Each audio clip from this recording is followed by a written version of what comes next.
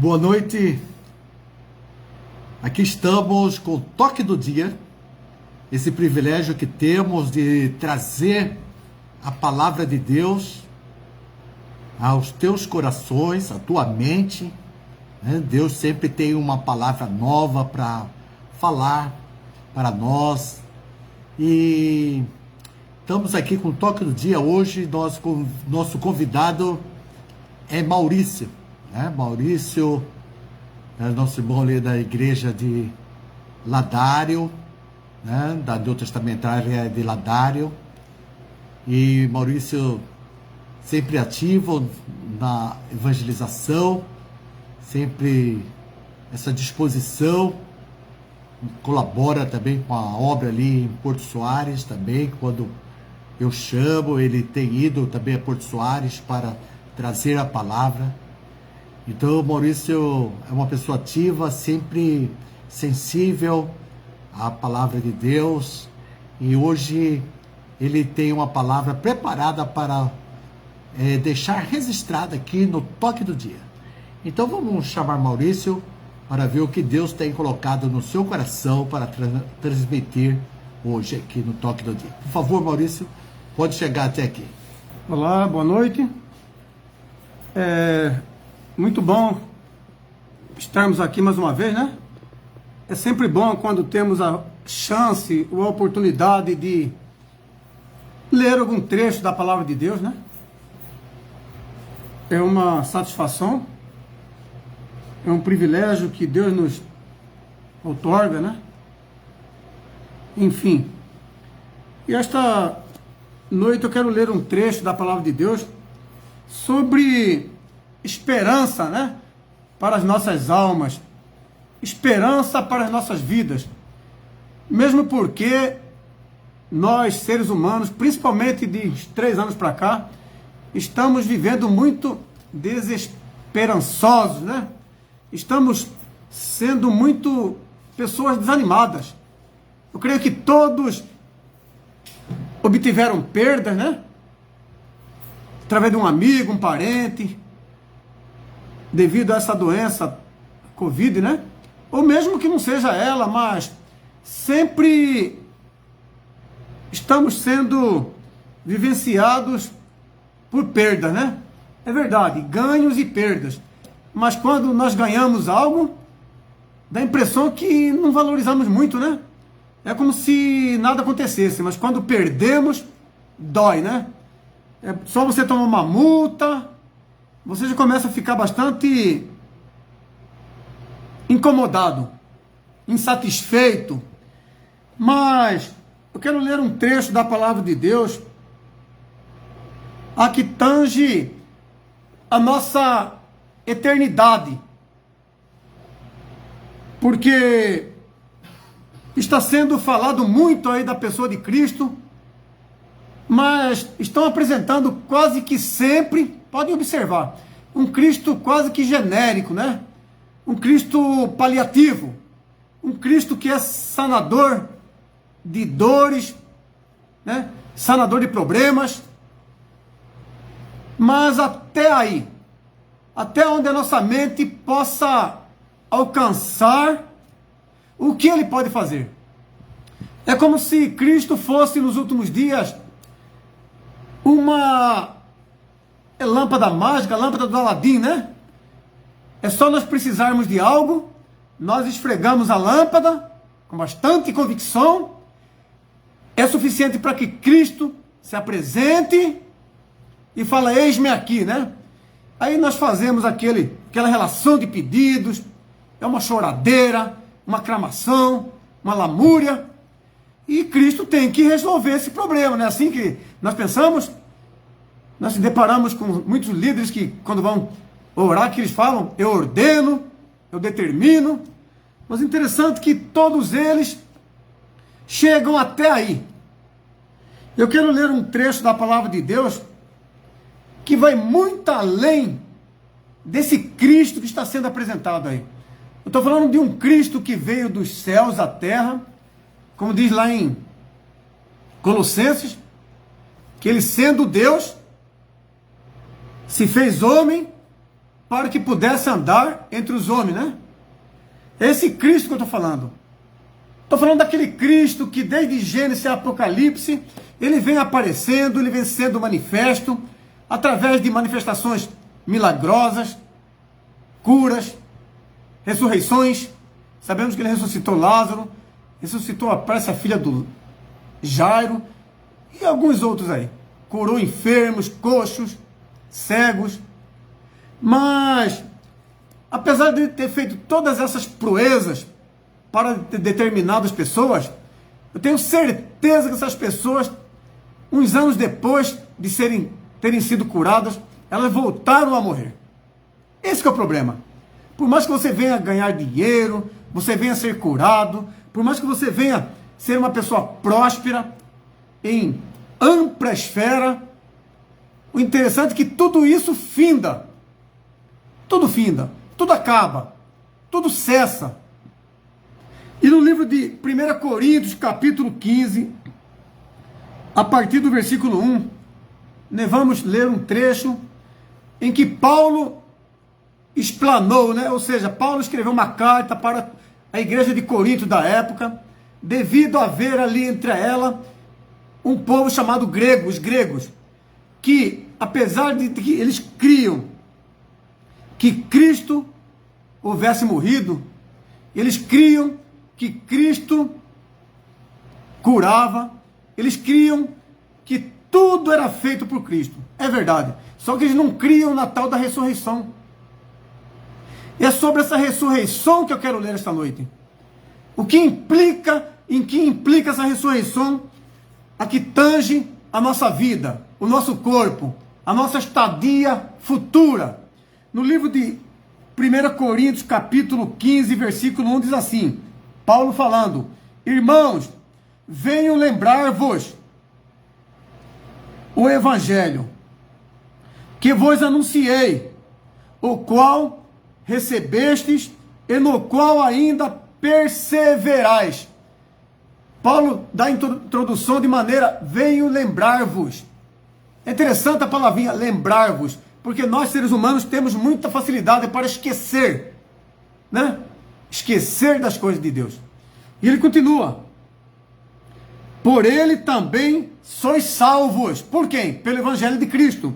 Ele continua, se tiverdes a palavra tal como vô-la preguei, a menos que tenhais crido em vão. Crido em vão. O que eu acabei de falar agora há pouco, né? Você crê que Cristo cura, você crê que Ele liberta, você crê que Ele até ressuscita. Mas em parte em vão. Você não crê na verdadeira profundidade do Evangelho. Você não crê no que realmente implica, ou no que deve tangir a sua alma perante uma eternidade que anseia aí dentro de você. Sem você entender nada, a sua alma, ela grita, ela anseia, ela desesperadamente, ela clama por uma resposta. Resposta de quê? Resposta daquela pergunta que todo ser humano faz. Para que eu nasci? Por que estou aqui? Para onde vou? Essas são as perguntas que todo ser humano ele faz. Porque Deus colocou dentro de nós a semente da eternidade. Está lá em Eclesiastes capítulo 11, versículo 3. É por isso que o homem é ansioso. Ele busca por respostas. E vamos continuar a leitura aqui.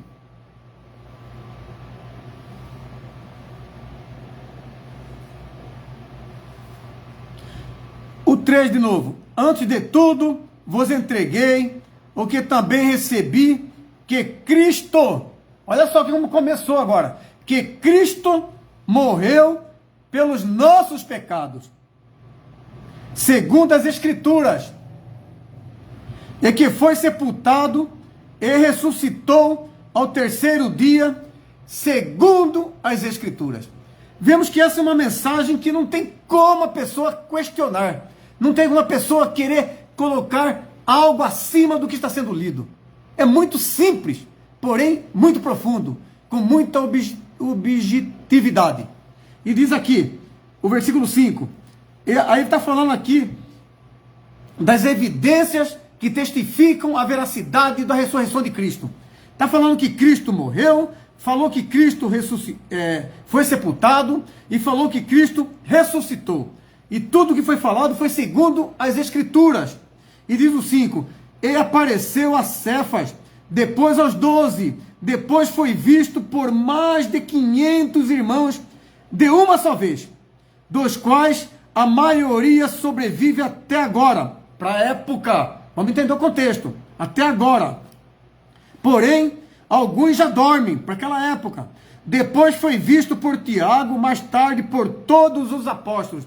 Então vemos que Cristo, quando ressuscitou, ele foi visto por muito mais de 500 pessoas. Para não ter desculpa de falar, mas será que não roubaram o corpo dele? Será que isso aí não foi algum tipo de fake news que fala hoje em dia, né? Você não sabe em quem acreditar? Aqui não tem fake news, não. Aqui é a palavra de Deus, está sendo lida. E ele continua. O 8. E afinal, depois de todos, foi visto também por mim, ou seja, por Paulo, como por um nascido fora de tempo. Porque eu sou o menor dos apóstolos, diz Paulo, que mesmo não sou digno de ser chamado apóstolo, pois persegui a igreja de Deus. Mas, pela graça de Deus, sou o que sou, e a sua graça que me foi concedida não se tornou vã. Antes, trabalhei muito mais de todos eles. Todavia, não eu, mas graça de Deus comigo. Portanto, seja eu, O 12. Ora, se é corrente pregar-se que Cristo ressuscitou dentre os mortos, como, pois afirmam alguns dentre os vós, que não há ressurreição de mortos? Interessante, irmãos, que naquela época havia um grupo dos gregos que não criam que Cristo havia ressuscitado. Interessante que eles criam na eternidade da existência da alma, porém sem ressurreição. Olha como que a coisa vai complicar para o nosso lado. Continuando. E se não há ressurreição de mortos, então Cristo não ressuscitou. Paulo começa a penetrar no assunto para que aqueles homens pudessem questionar a respeito do mesmo. Ele continua. E se Cristo não ressuscitou, é vã a nossa pregação, é vã a nossa fé. Viram só? Eu não estou aqui porque não tenho o que fazer, não. Eu podia estar lá em casa. Mas é porque eu fico animado quando se trata de falar de Cristo Jesus. É verdade que eu tenho sido até como metido para muito demais de lá. Porque eu não estou conseguindo mais ver mensagem paliativa, mensagem que querem tirar Cristo. Tem um versículo que fala quando Cristo ia ser crucificado, ele estava na mão de Pilatos, se não me engano. Pilatos falou assim: que farei desse Jesus chamado Cristo? Vocês estão lembrados? Que farei? Pilatos estava num impasse de não saber o que fazer. Se libertava Cristo ou se entregava a Cristo para o povo. Mas a pergunta esta noite pode ser mudada um pouquinho só. O que fizeram da pregação de Cristo? Pararam para pensar nessa pergunta? O que tem sido feito da pregação de Cristo? A pregação de Cristo tem sido torcida cada vez mais. Colocam tudo como gracinha de bolo, mas tiram a essência do Evangelho, o qual foi Cristo vir por nós, viver por nós, morrer por nós, ser sepultado por nós e ressuscitado por você, por cada um de nós. Porque ele entende que nós somos nada sem Cristo e que haverá uma cobrança de cada um de nós de maneira particular em quem foi o nosso responsável pelo nosso crédito de querermos entrar nos céus. Parece até vago nessa expressão céu. Sim, céu. Esse céu, o qual você pode simbolizar, usar como sinônimo de estar com Deus, né? Ausência de dor. Como você queira interpretar. Mas é interessante que o céu é sinônimo de coisa boa. E continuando aqui, o versículo foi lido 14, né? Que se Cristo não ressuscitou, estamos aqui perdendo tempo. É melhor nós irmos para a gandaia. Para quem fuma, fumar, para quem bebe, beber. Porque se ele não ressuscitou, é perda de tempo. Mas vamos ver, vamos continuar. E vem o 15.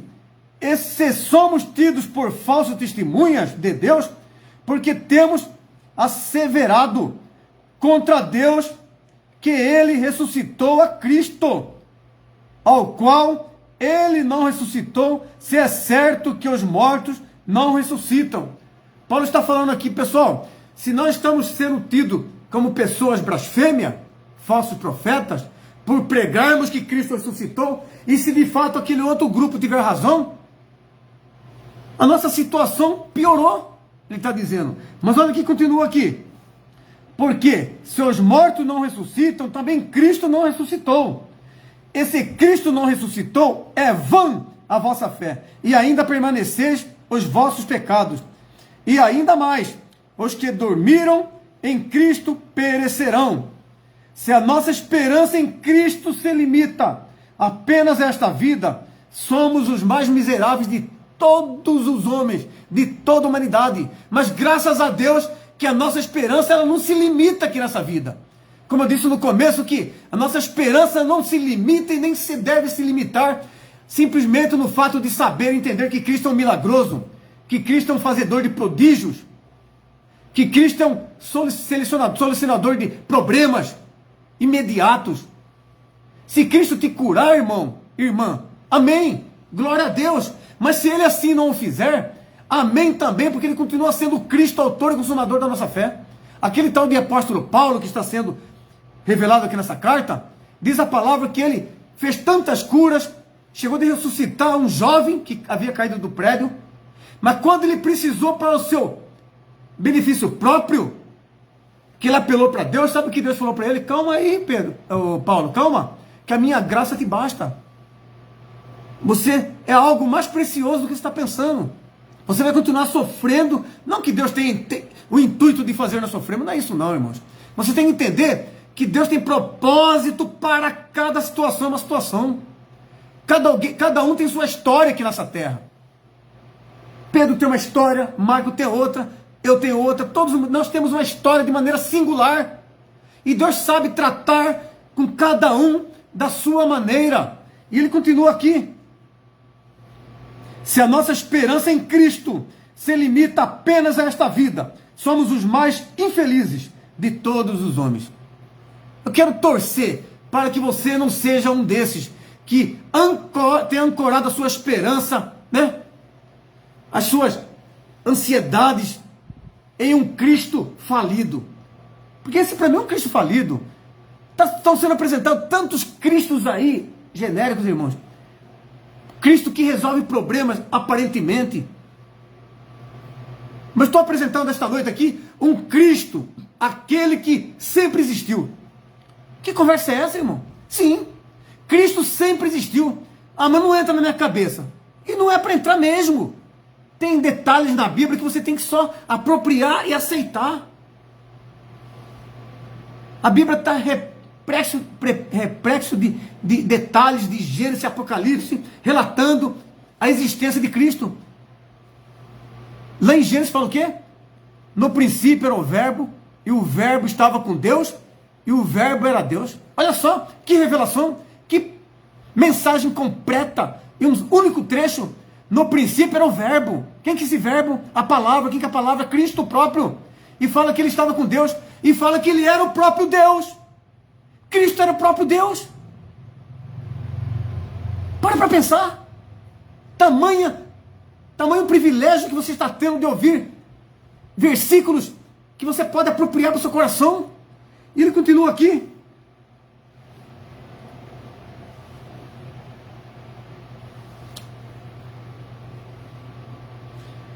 O versículo 20 diz assim: mas de fato, aí Paulo começa a pregar.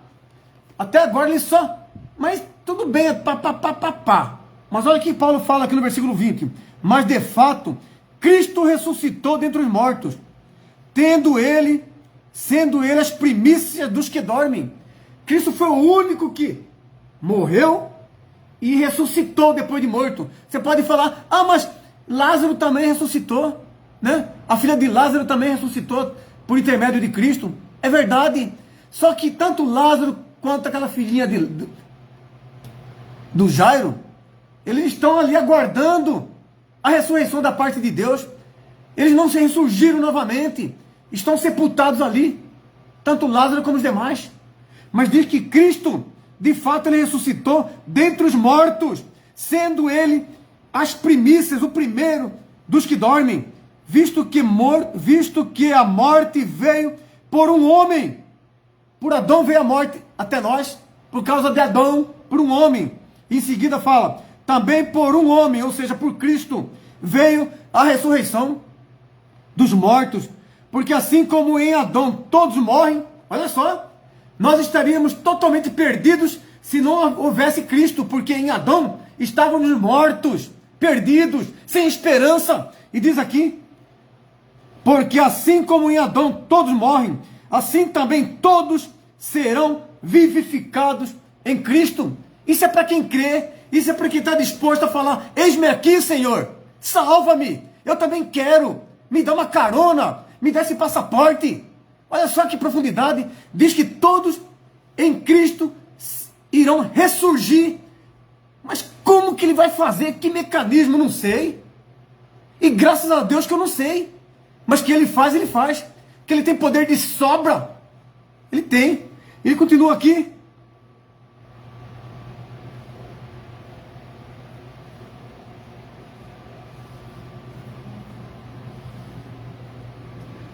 Cada um, porém, por sua própria ordem. Cristo as primícias, depois os que são de Cristo na sua vinda. E então virá o fim, porque quando ele entregar o reino ao Deus e Pai, quando houver destruído todo o principado, bem como toda potestade e poder, porque convém que ele reine até que haja posto todos os inimigos debaixo dos pés. O último inimigo a ser destruído é a morte, e Cristo destruiu a morte. Vocês sabiam que nós não temos razão de ter medo da morte? É claro que você não vai procurar morte, você não vai procurar bagunça para te matarem, você não vai procurar deixar de tomar remédio ou ir aos médicos para morrer mais rápido, não é isso não. Mas se ela vier a calhar perante você, você tem que ficar sereno, calma. Tem um personagem na Bíblia que fala, não sei se está em Mateus, não sei onde que está, em João, tal de Simeão, era um senhor de seus 70, 80 anos, ele ansiava ver Cristo, e diz a palavra lá no trecho, que Cristo nasceu, ele foi lá até onde Cristo havia nascido, ele carregou Cristo no colo, e ele se alegrou, falou, oh Deus eterno, agora eu estou pronto para partir, porque já apropriei, já apalpei, já peguei nesse Cristo. E nós podemos também imitar esse Simeão. Será que nós estamos totalmente conscientes de que já apropriamos de Cristo? Será que Cristo é nosso Senhor? Não é aquele Cristo fazedor de milagre, não. Estou falando de Cristo responsável pela eternidade da sua alma. Aquele que vai permitir você chegar até perante o Deus eterno e falar, quem que é você? Eu sou o Maurício. Mas e aí, Maurício, o que está acontecendo? Não, que eu estou aqui, está aqui por quê? Porque eu fui lavado pelo sangue de Cristo. Cristo me justificando. Aí Deus olha assim, faz aquele autoanálise, fala, não vejo nenhuma culpa em Maurício. Maurício, os de fora que me conhecem, falam, mas esse Maurício, sim. Porque ele está sendo introduzido pelo sangue de Cristo. E esse sangue de Cristo é uma cortina imensa, que cobre toda a terra. Porque ele morreu por todos nós, todos aqueles que desejam em seus corações morarem com Deus, está na hora. Essa é a hora, esse é o momento. E ele continua aqui.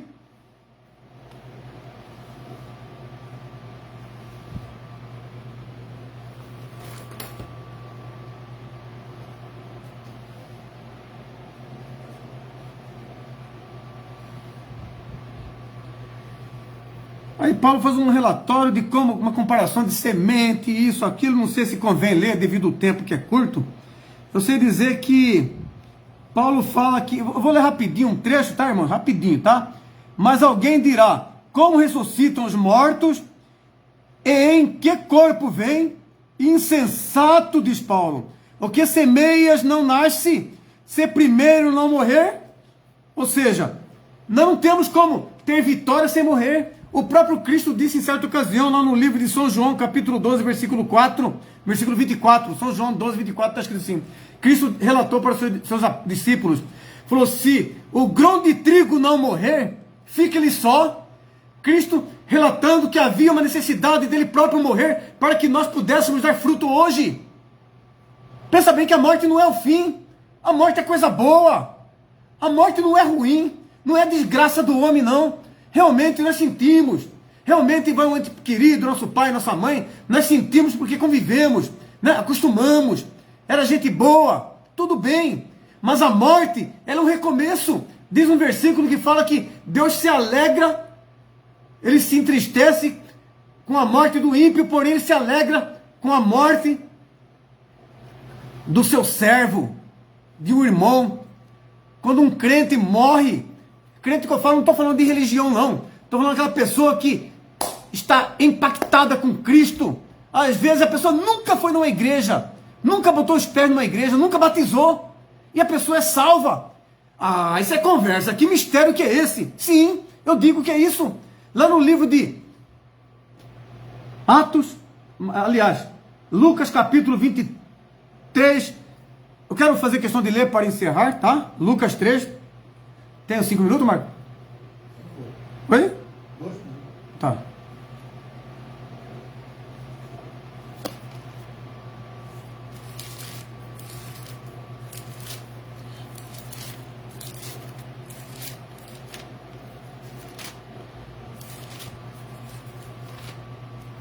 Lucas capítulo 23.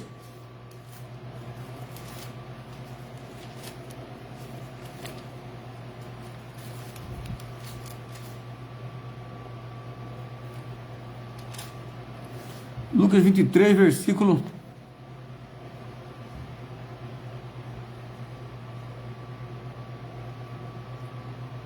Eu não estou achando, não tem problema não, tá, irmãos? A ideia é que Cristo, na cruz, orando por toda a humanidade, né? Falando, Pai, se possível, passe de mim esse cálice.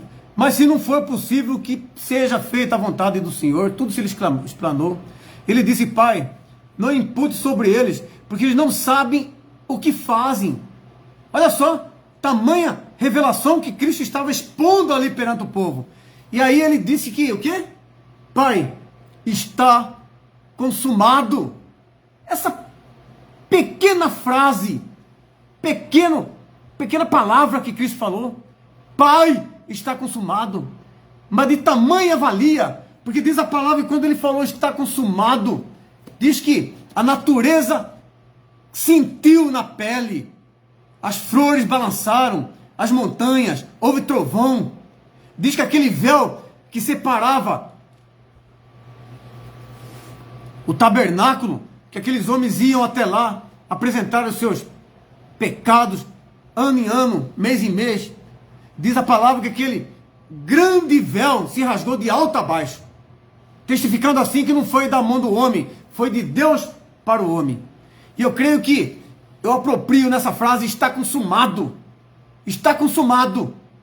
É verdade que temos que congregar, é verdade que se tivermos tempos, temos que batizar como obediência, é verdade que temos que participar da ceia, tudo é verdade, mas nada supera o brado da vitória em nosso favor. Está consumado, está consumado, está pago, está resolvido. A sua cédula de dívida que você tinha contra o inimigo foi cancelada, foi rasgada, e você hoje tem a oportunidade de se libertar, não por esses, meramente por um tipo de vício, mas se libertar dessa incredulidade que implica a condenação da sua alma, e que você esta noite possa refletir e apropriar dessas palavras que foram lidas aqui, que haverá sim uma ressurreição, porque essa ressurreição futura se respalda na ressurreição de Cristo, o qual foi as primícias daquele que ressuscitou em nosso lugar, em seu lugar. Que Deus abençoe. Então, esta é a palavra, né? O Maurício deixou registrado aqui no Toque do Dia. Realmente a ressurreição é tudo, né? É a esperança do crente, né? Para a vida eterna, né? corpo glorificado, né? Corpo glorificado. Essa é a esperança do crente, aquele que crê no Senhor Jesus Cristo, é a promessa da salvação em Cristo Jesus. Assim queremos agradecer por Maurício ter participado aqui do Toque do Dia. E na próxima quinta-feira estaremos aqui com um novo irmão para comunicar o que Deus tem dado aqui para o Toque do Dia, que Deus sempre tem uma palavra para deixar registrada aqui no Toque do Dia. Boa noite a todos, que Deus abençoe a cada um.